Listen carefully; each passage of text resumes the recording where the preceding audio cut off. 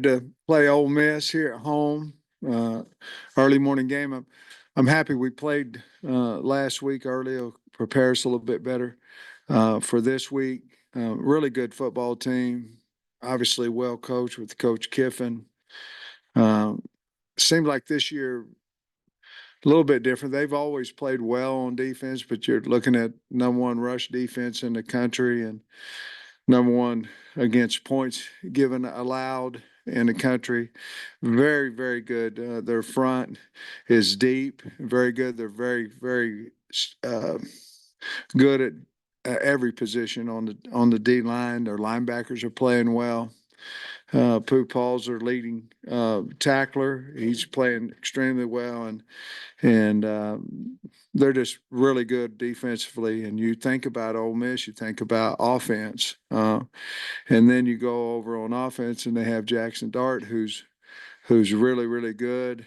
Trey Harris, who didn't play last week, but we're expecting him to be there this week. And then their running back has 650 plus yards. So just a really, really good football team that's very explosive. And like I said before, their defense is playing extremely well. We're looking forward to, I think the house is going to be packed here on Saturday, and we're excited that the fans are out here supporting us and happy about that. Okay. Yeah, Coach, looking back at the film, was there anything that jumped out to you that didn't during the game? And specifically on defense, anything that you identified since y'all played so well up to that point? Well, um, we had 11 explosives, which, we've got to figure out. Some of them were on the bubbles that we've got to stop that. We lost contain on the bubbles, which can't happen. And it looked like, well, the safety's fitting in the wrong gap. He's not. He's fitting in the gap he should if we turn the ball back inside. And when we did, Landon and the linebackers ran it down. So there was a problem there. We have to get that fixed. The great thing is we basically got 7 turnovers. We had 5, and then the 2 fourth down that they didn't convert. So there is a lot of good things, and those, with the second play of the game where we get the sack fumble by Landon and then go score. A lot of big things that the defense did.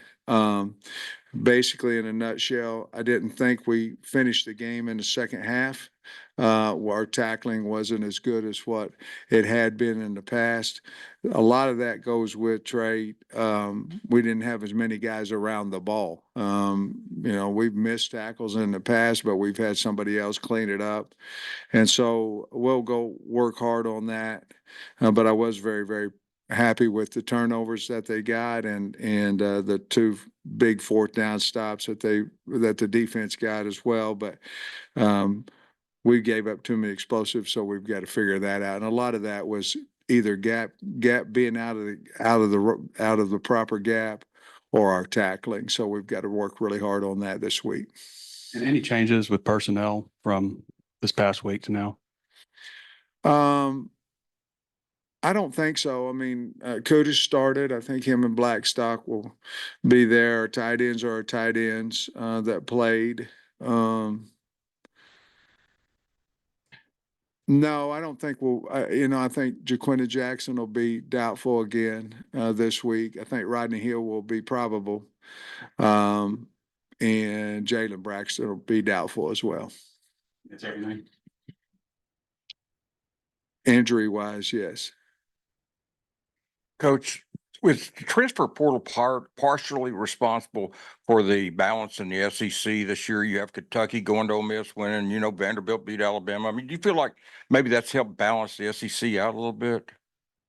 I think so. I mean, first of all, I don't think any of us really, really know what kind of team we have until you get out there and play. And because there's so and it's not like bringing in 25 freshmen. Now you're going to bring in 20 or so.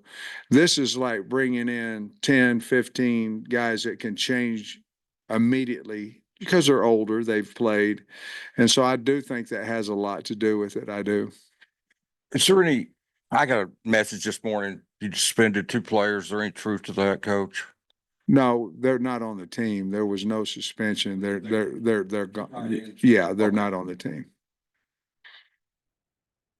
Somebody here. With Tyrus Washington and Oh, Gums, yeah. all right.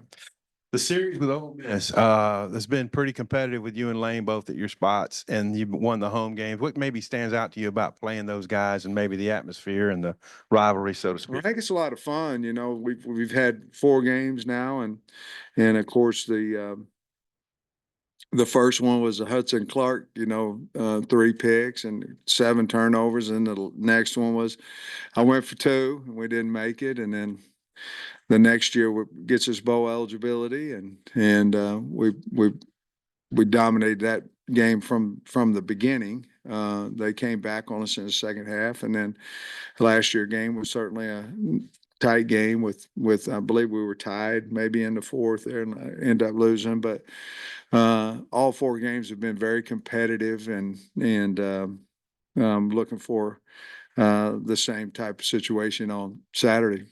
Yeah, speaking of Hudson, so he started and he was involved in 2 turnovers. I just wonder what your evaluation of his play was and what it means to have him back in the rotation. Well, he's so important to our team as a leader, but also, like you just spoke of, he can play so many different positions. Right now, we feel like corner is that spot because that's what we need. Probably need to play Jaheim Singletary a little bit more, which we will Saturday, but not necessarily for HUD. I'm just saying we need to play him a little bit more.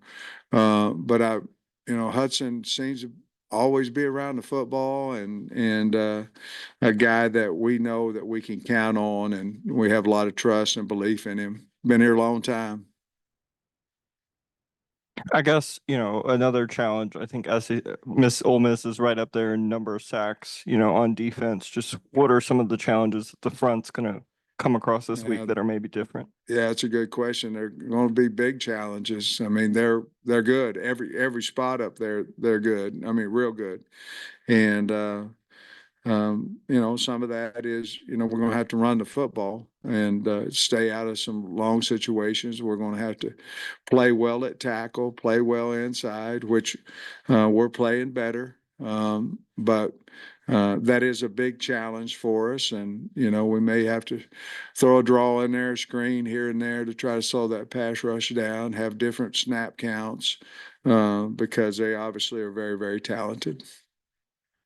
I know it's different programs, different coaches, different rosters, but looking at some of Boise State's numbers with Talon the past couple of years, the tight ends weren't really heavily involved. And then this week they catch 4 touchdowns. Has that been something you've had to work with him on, is maybe targeting tight ends, or was this just a product of the matchup this week? No, I mean, if you look at it, most of those plays with the tight end, they were wide open. It was either, the 4th and 1, pass to Luke, which was wide open. We had a couple of roll passes, naked rolls, waggle rolls where they were open, but Bobby and the offensive staff specifically went to that because we felt like they may be open. Sometimes it doesn't work out like you plan, but no, we know we have Posca. It was really good to see. Luke has really, really good to see. We've always had good belief in those guys, and they've been one in progressions, several routes for whatever reason, whether it be protection breakdowns or whether it be we didn't get open. But we did on Saturday, and it was really, really, really cool to see that, the tight ends caught 4 touchdowns. And how valuable was R-Dub's performance? Because I know Braylon had the big day, Yeah, but big time. That's, as we know, RW had a suspension, and during that suspension, he was outstanding. And then when he came back, had such a great hard-working attitude, and for him to go get it right at 100 yards, it was very, very fulfilling. I'm sure for him, but it was also for me and the team, and we're just really happy for him, and he's a valuable part of our football team. Heading into Tennessee, Talon was hovering around 55% completion rate wise. The past 3 games, all over 65%, up near 70. Just how have you seen him continue to develop efficiency wise throughout the I season? think again, I think people around him have played better. And when you run the ball and your play action becomes better and your time to throw the football and to get open becomes better. But I think he's just playing really confident right now. I think Saturday helped him as well. We ran him a little bit more Saturday than what obviously our plan wasn't against Tennessee. We didn't want to, he wasn't at full strength that game, but I think his confidence is just going up, and we're learning more about what he can do, what he likes to do. But I thought, just when you said that, I thought there was a couple of runs that he hit, and then I thought his pass to Jordan Anthony was really really a really good pass there, and his 4th and 2 that he made. Uh, um, 4th and 2 that he went 45 yards on, but we got the 2 yards. I thought that was an outstanding play as well. But I think he's just playing really confident because of the guys around him. I think are playing playing better as well. And then the Ole Miss game is obviously always big for the Metcalf family. Just what have TJ and Tevis meant to you and to this program? They're doing a great job. Great kids. I mean, they're hard workers, great kids, good football players as well. All those things. But mom and daddy raised them to be great human beings. They're great kids, and obviously had an opportunity to go in there and get them to come play for us. And I hope they have a great game. Say, if you look at SEC play, you won a game, then lost, won, lost. I'm curious, what's the key to maybe carrying over the momentum from this past game and putting together back-to-back wins? Well, sometimes it depends on who you're playing, matchups. But I think right now we're health of your team. But I think right now we're pretty healthy. We have 3 in a row at home. We're not worried about the second and third, but we do have 3 in a row at home. Early kickoff. I think it's just how we prepare. We're cutting back not a ton this week, but a few minutes of practice, trying to make sure our legs are there, make sure that we take the right guys to the party, and we're very aware of that. In the past we'd been very good coming off of bye weeks, and obviously got beat by LSU off of it. So we're aware of this week's so important to us, and then we're aware that there's a bye after it. So we're taking just a little bit off of that to make sure that we're fresh. But it's all about the preparation. And as you've seen in college football, I think most games are determined on who turns the ball over and who doesn't. And I think it's been that way forever. But this year, it just seems like if you win the turnover battle, you win. And I'm not for sure it matters what the names of the teams are. And so we've got to really concentrate on that too. And the one, obviously I think we're 5-0 in games that we've had been even or won the turnover battle, and we're 0-3 when we lost it. So we're going to harp on that this week as well, give us a better chance to win. And with the 2 tight ends no longer being on the team, do you feel good that Haz and Poshka can handle the workload there? Or do you foresee someone else maybe stepping up and having on a bigger role? Well, yeah, yes, I think they can. But I have a lot of, and Maddox has played, last year's played a lot of ball. So I have a lot of confidence in him. And then we also got Josh Street ready when we were banged up a little bit, and we'll have a few more ideas for that position. But yes, absolutely, I think they can, and I think they will, and I think they showed that on Saturday as well, and along with Lassiter. And I think Lassiter's role we may have to give him a few more responsibilities, maybe some online. We haven't used him a lot there, but obviously we believe in him because he's played a lot of ball for us. You mentioned the importance of tackling well this week, Coach. Obviously, Ole Miss has a lot of weaponry with the different receivers and the big tight end Yeah. and the running backs. He's a good player too. Yeah, and the quarterback's a veteran too. So And he how can important run. how important is that to just tackle soundly throughout this I game? think it's important to play extremely hard and extremely smart. When we do that, our effort hasn't really been a problem. I think if you ask T. Will, myself, whomever, the kids, I think we lost a little bit of focus in the second half. We haven't played with a big lead like that, and those are things we have to learn from. Hutch, like you're talking to me about, those are some things that we have to learn from, and hopefully we get a whole bunch of chances to learn from it. But you're right; they have a lot of weapons. We're going to have to break down on them. We're going to have to get a lot of guys around the ball because you can't just go, okay, we need to stop that guy. There's too many of that guys that you have to stop. So we're going to have to be really, really good on defense, really sound, and run to the football, and the tackling, I think, will take care of itself. Yeah, Sam, I wanted to ask you a little more about Hudson.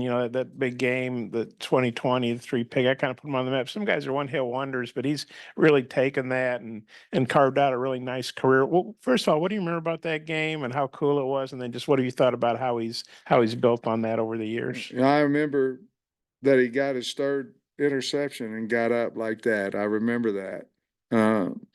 I remember that the game was pretty much in hand, and they faked a field goal. It was on me because we should have been in safe, and I wasn't. And they a punt. We should have been safe, and they got it and made it a little more interesting. And then Grant Morgan picked the pass and scored. I remember all those things about that. And then I remember walking off the field and fans were crying. And there wasn't many because it was like 7 to COVID, but they were crying. And I was asked Kyle why they were crying. He said, we hadn't won an SEC game here for like 2.5 years. I said, okay, well, I'll start crying too. I mean, it was, but I remember all those things. And then I remember on Sunday, I called Hud in and he had earned that scholarship that we gave him and was able to give him a scholarship. And how he's built on that, he's carved out pretty nice. Really has. I mean, he's so valuable. Because he like I said earlier, because he knows every spot in the secondary, and he's so valuable. And we have huge belief in him, and he's certainly earned that, and he's a good special teams player as well. We've kind of taken him off a little bit of special teams simply because he got back was banged up a little bit, but just. Him and I think Eric Gregory are the two, and I may have missed one, but I think they're the two that have been here my entire career here too. They're actually sixth year guys. Yeah. Yeah. And then as I saw on the SEC site, Talon's and Braylon both got co-SEC offensive player and running back. It seems like Arkansas always has to do coast stuff. I guess that's just the way it is. But just want to know what your thoughts on those guys getting SEC. Yeah, that's really nice. I think they'd both tell you that they had to have blocking and they had to have catching. They had to have all that around them. But for getting the individual award, I think they would think it's pretty neat, and they'd say that the players out on the field helped them get that as well. But I'm happy for them. And Dart on Ole Miss putting up just crazy numbers. I think it's his third year now, so you've obviously seen a fair amount of him. Just what's your take on Dart? He got to graduate sometime. He got to get out of there. I think it's his last year. Just what are your thoughts on the season he's having? Outstanding. The thing that you don't really realize with him, maybe you do, but his ability to run. I mean, he can throw. I mean, he's got Mahomes like stuff in him. I'm comparing the magic throws that he makes because he can make them. I mean, you're going, how do he shovel this? But he can, where he's super dangerous as well is that he can run, and he's very, very competitive and very, very confident. And he's the type of guy you want leading your program. I had a question about how Kudus and Blackstock graded out. Did both of them, how they contributed? Yeah, they both played well. Kudus played a few more snaps than Blackstock did. Both of them had great attitudes about their situation. As we're moving forward, we'll continue to evaluate that. But they both played well. I was Curtis played exceptional for his first game back. He played really well. And I had another question about Jaquindon. Would he have a chance to be back this year? And Yes, absolutely. Yeah, and I think, I mean, if he's not back Saturday, I'm very confident that he'll be back for the remainder of 3 games after the bye. How much of a difference maker is it? I know Andrew's had a great year, but when Taylon's finding different receivers and getting everybody involved like he did Saturday. You know, how about the 2-minute drive? I think he went to Tesla 3 in a row.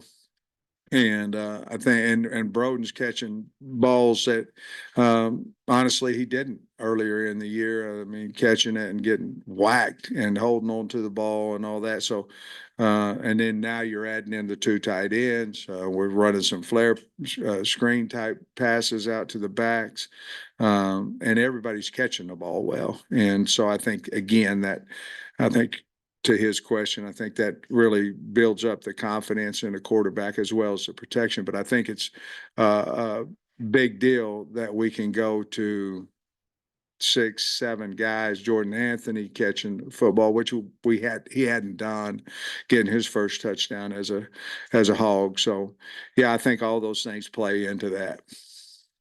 You mentioned last week that you would like to redshirt Kudus if possible, but as well as he played on Saturday, I mean, how do you have a plan for that? How does that work? I have a plan to play him 4 games. So we're going to try to play him on Saturday, and that'll be 2. And then we'll try to figure that out. But the deal that we talked about was he wanted a redshirt. And I said, hey, now, we ain't trying to redshirt you for somebody else, And I said, no, Coach, I would never, I'm a Hog. I want to be here. But I also, he kind of lost that freshman year in special team. Didn't lose it, but it was special team. Didn't play a lot of offensive line. This would be our way of getting that back. But we're going to play him Saturday. How about that? And then we have 2 more opportunities to figure out 2 out of 3. Yes, Sam. I'm sorry. Go ahead. Sorry, Bob. Sam, on the who to steal work for anybody that matter, but is there a rule that he can play if he played 4 games in the regular season, if he played a bowl game, would he be eligible to do that, would not count against his year? Yeah, and you know what's happened a little bit with the portal and guys playing with, some of the bowls have been not laughable. It's sad, actually. You got 60 guys and you got a quarterback out there numbered, 97, is playing quarterback. So I'm glad that they've given that back. But you have 4 games, and then any postseason doesn't count towards eligibility as far as losing your red shirt. And so we're trying to actually, we had 6 guys on our team. Please don't ask me who they are because I don't know it right off the bat, but we have 6 guys that we actually talked about, and Kudus was one of them, but Braxton was one of them. He's played in 2, when he's able to get back. And so there was 6 of them that were going, okay, offensively, hey, Bobby, Eric, Branham, Kobe, he's played in 1 game now. He has an opportunity to play in 4 more. What do we want to do with him? Well, the answer is we'd love to have him come back 4 years. He's not going to leave us. I mean, he's an Arkansas kid, diehard, mom and daddy too. And so those things that we went over this week just to make sure where we were, and there's about 6 of them we have to make choices on. Just make sure it wasn't 1-year rule. I Yeah. thought I'd remember that. Yeah. Yeah, I think it went in when we went to Liberty Bowl that year, because I remember we had a guy or 2 that was right there and they were eligible to play in the game. And we needed them to because we were, depleted. Sam, they got a defensive tackle, Pegs or Poigs. He's had his 5 rushing touchdowns for Ole Miss. Yeah, I just wondered. he's huge. Yeah, I was wondering, do you have to devote some practice time? Yes. I just wonder, as a line guy, what your take is on that? He's freaking good, man. He's big. He's skilled. I haven't seen this year if they've tried to throw a pass with him, back there. But I mean, that guy, he's got great hands because he can catch the snap, and once he gets motoring downhill, he's hard to stop. And I mean, what a great idea by their offensive staff to use him because he's hard to stop back there on short yardage. Comes in Washington, is that just violation of team rules, or can you Yes. shed any light on that, just the reasoning? Yes, Do they have an option to No. come back? no. Appreciate it. All right.